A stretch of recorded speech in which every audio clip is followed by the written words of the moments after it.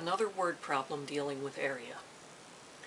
How many square feet of land are in the plot shown? And they give us an image, a picture of a shape, but it's not a rectangle, it's not a triangle, it's a trapezoid. It has two right angles in it, but this line here is slanted compared to the other lines. So it's almost like we have a rectangle, but we also have a triangle added onto the rectangle. With a shape like this, we have two different bases. We have a large base, and we have a little base. And the other number is our height. So we have a capital B for a large base, and a lowercase b for a small base. 140 is bigger than 90, so 140 is the capital B, 90 is the little b.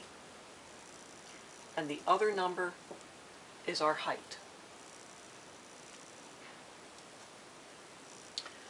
I have the equation written down here for you.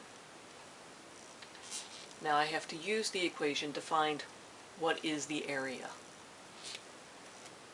So my area is 1/2 times the sum of the capital B, the longer base, plus the smaller base.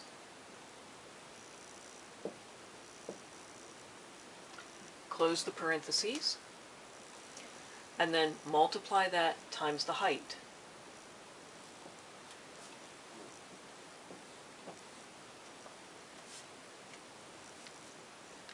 I can type this whole thing in on my calculator all at one time, or I can do it in little bits. So I have area is 1/2 times 230 times 80.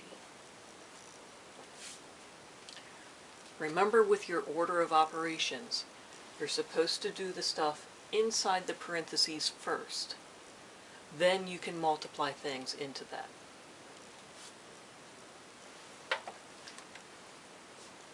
I'm not going to try to multiply this in my head, but some of you can. And there's no shame in using a calculator. So I'm going to turn that 1/2 into a 0.5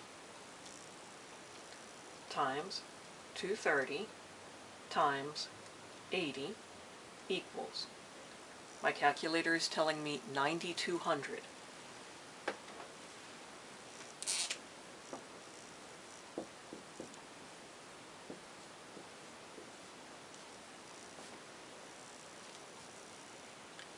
So now I have the number part.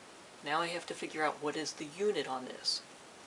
So I'm going to take my same equation that I have here, but instead of plugging in numbers, I'm going to put in my units. So area is 1/2 times capital B, it's measured in feet, plus little b is measured in feet, times h is also measured in feet.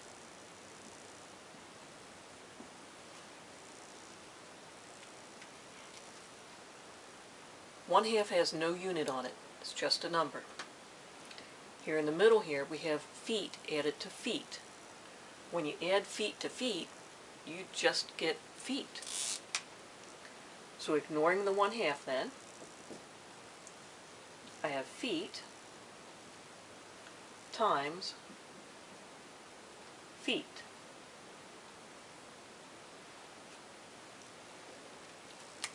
I have something times itself, and that is giving me feet squared. Now I have my unit to put over here.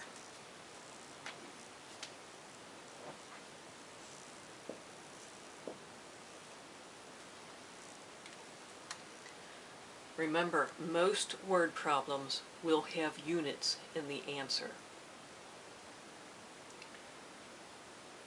This is a word problem.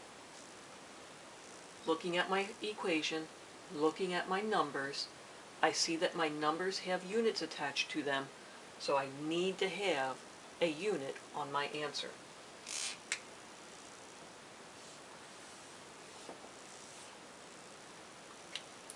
Now I have my entire answer. Now I'm finished.